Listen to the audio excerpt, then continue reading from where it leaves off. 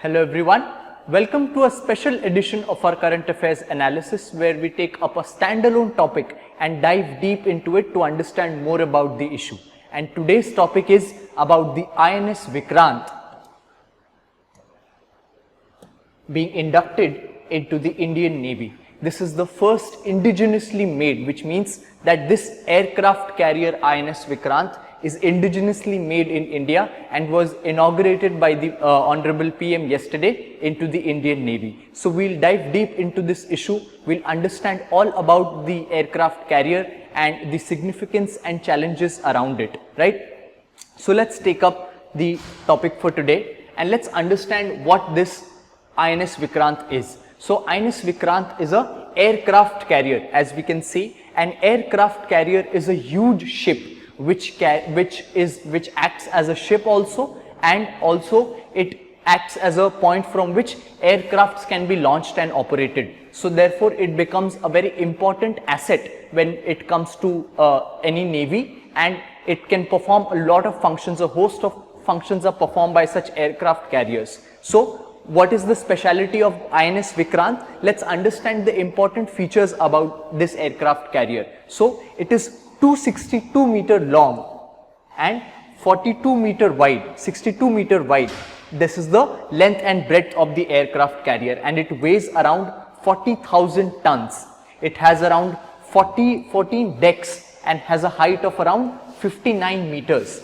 This is the length and breadth and height of the aircraft carrier, and it is so huge that it can carry a crew of around 1700 sailors, passengers, all the crew that will go along in this aircraft carrier. This is so huge that this aircraft carrier can be a mini city wherein there are all provisions for the sailors, the aircraft, the fighter jets, and also other personnel who will take care of this aircraft. So it can be, it's a huge ship. It has around 2,300 compartments, and when it comes to its performance, the top speed that this aircraft carrier can reach is 28 knots, right? And its cruising speed is 18 knots, and its endurance, which means that how long can it go? So that is around 7,500 nautical miles. This is the distance which in one fueling this aircraft carrier can make. So this distance can be said that if this aircraft carrier INS Vikrant leaves Kochi, its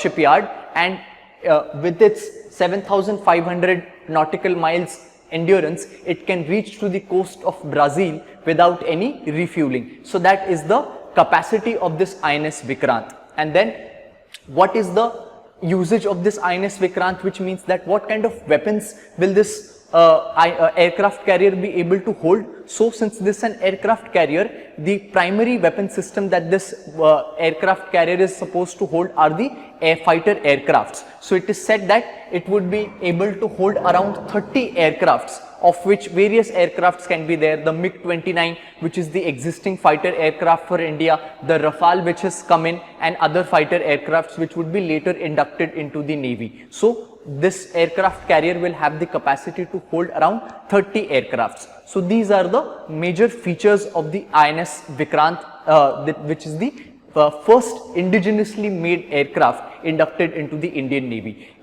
So this is the first indigenously made, but is this the first aircraft carrier for India? This is not the first aircraft carrier for India, it is the third.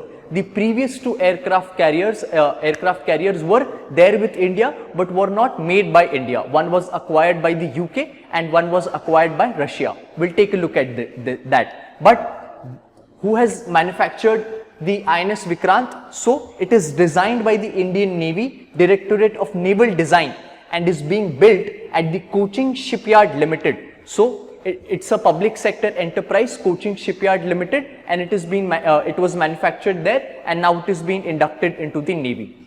Which were the two earlier aircraft carriers that were there, right? So earlier one, the existing one, is the INS Vikramaditya. This is the only one aircraft carrier up until now which India was operating, and apart from this one now, INS Vikrant will also be inducted. And one was INS Virat, which was taken up by the UK taken from the UK army, but then it was decommissioned in 1997. So this is the third aircraft carrier, and existing are the 2 aircraft carriers now which will operate. And with this induction, India comes in a very elite category of nations who are manufacturing and operating aircraft carriers, and India becomes the 7th nation to do so. Who are the earlier nation to do so? United States, UK, France, Russia, Italy and China. So these are the 6 nations earlier which had manufactured and were operating the aircraft carriers, and India now joins this league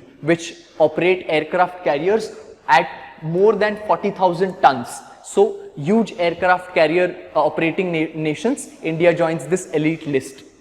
So what are the features of this aircraft carrier? So it is run by 4 set of engines which are powering this aircraft carrier, and it features a short takeoff but arrested recovery configuration, which means that it enables the aircraft to take off in a short span, and the deck is designed to enable aircraft such as the MiG-29 to operate from the carrier, and it is expected to carry an air group of up to 30 aircrafts, which will include up to 24 to 26 fixed wing combat aircraft, primarily the Mikoyan MiG-29K. So primarily the fighter aircrafts which would be situated in this aircraft carrier would be the MiG-29 aircrafts which we have bought from Russia. So this is the background information with respect to the aircraft carrier. Now we've understood the vital features and statistics with respect to INS Vikrant. Along with this, the Indian Navy has also unveiled its new flag, right? Earlier the flag which was there with for the Indian Navy, that has been changed, and a new flag has been put out, and this is the new ensign. This is also called a naval ensign, or what we call Nishan in Hindi. So what does it say? This is the Indian tricolor, and another symbol has been attached, of which this is the national emblem. This is an anchor depicting the Navy, and this is a motto, Shano Varunaha. This is in the Devanagari script. And what is the octagonal shape which is over here, which is depicting? So this octagon, or a figure which has 8 sides, this depicts the 8 directions in the seas, and also this octagonal shape represents the Shivaji's Raja Mudra seal. So Chhatrapati Shivaji Maharaj had adopted this Raja Mudra seal, and it is well known that Chhatrapati Shivaji Maharaj had a significant naval presence, and he had around 400 ships, and he understood the power of maintaining a robust navy. And it is from this aspect in the history that the Indian government had taken inspiration from and attached this symbol into the naval ensign or the naval flag now.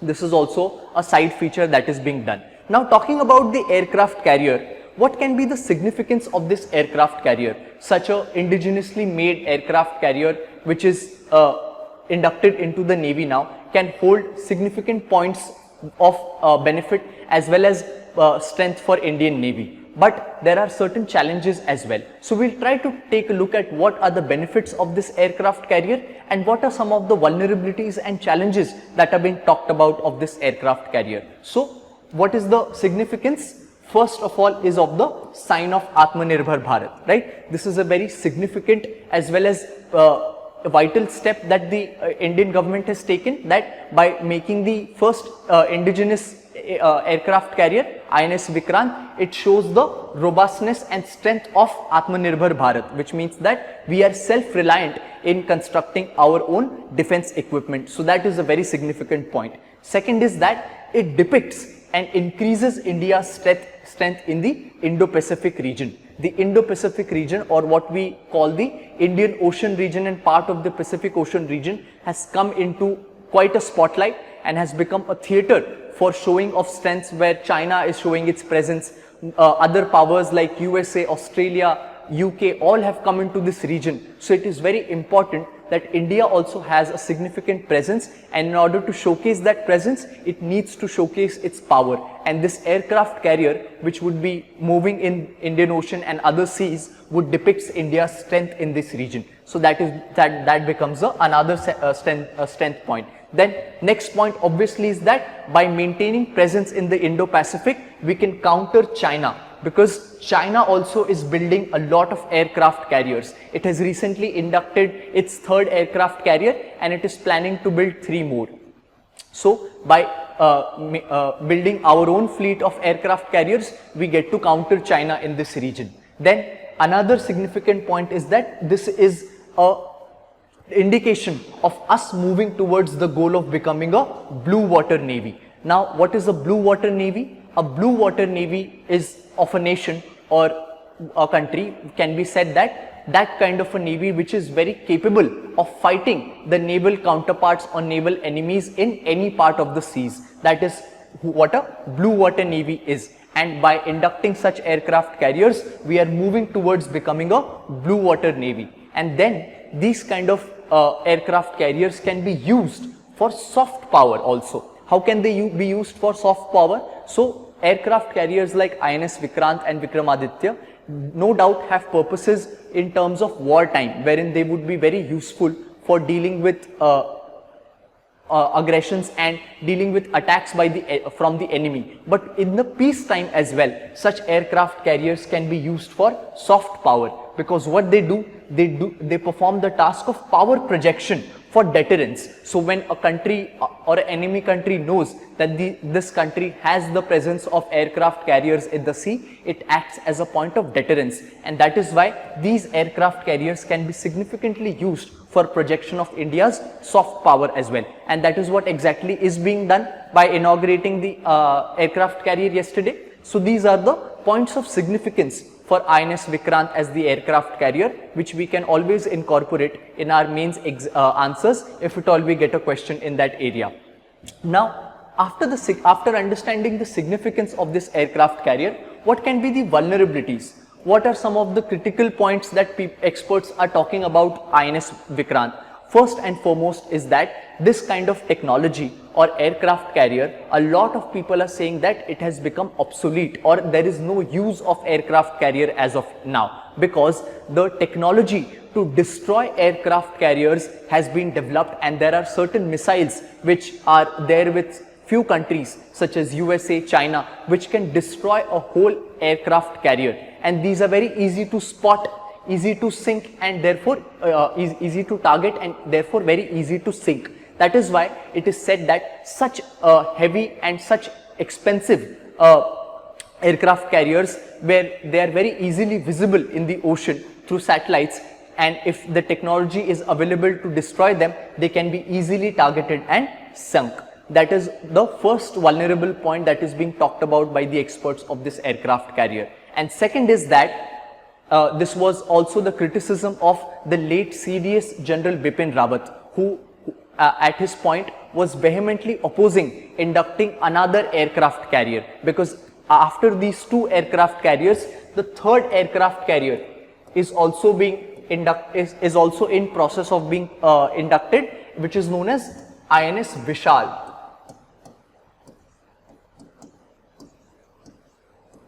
This aircraft carrier is still in progress, and it is going to be inducted in a span of few years from now. So CDS Bipin Rawat was against induction of such a aircraft carrier, because he felt that the technology is not viable right now and they can be destroyed, as I explained, and instead of them, the islands such as the Andaman and Nicobar and Lakshadweep islands should be developed as unsinkable naval bases. So rather than relying on aircraft carriers and using them as movable air bases which can be easily destroyed, we should be focusing on making Andaman and Lakshadweep islands as unsinkable air bases. So this was another point which was raised. And then what are some of the other challenges? So the next challenge is of cost and time overruns. This is a significant point with respect to the aircraft carrier, where the INS Vikrant is being made in around 20,000 crore. This is how much has been spent on manufacturing this aircraft carrier, and this is already 6 years delay it is facing. Earlier, which was commissioned at around 3,000, somewhere around 3 to 4,000 crore, This has reached to the cost of 20,000 crore. So time delay and cost delay have cost the Navy a lot of money and time with respect to constructing this aircraft carrier. And then secondly, the major challenge that experts are pointing out that it's good that the aircraft carrier has come in, but the fighter jets, which would be the backbone of this aircraft carrier, they need to be looked into, because currently we are using the MiG-27 aircrafts which are from Russia, and we all know the efficacy of these aircrafts. They have not proven very safe, and a lot of deaths of the pilots have been encountered while using the MiG-27 airplanes, and that is why experts have suggested, and even Navy is trying to induct better aircrafts, that is Rafale aircraft from France and the FA-18 Super Hornet from United States of America should be inducted into the Indian Navy, and the weaponry or the offensive capacities of these aircraft carriers should also be significantly increased. So this was a discussion with respect to what is INS Vikrant, what are its special features, how can it be significant for India's Navy, and what are some of the challenges which are associated with INS Vikrant. Now, even though there are these challenges and people are talking about INS Vikrant becoming obsolete, the conclusion still stands that the features and the power or the soft power that the INS Vikrant can project and propel India in building its naval capacities is significant, and therefore the induction of INS Vikrant is a huge step towards also the defense sector indigenization for India. So we stop here today, and we will meet again next time with the important articles. Thank you.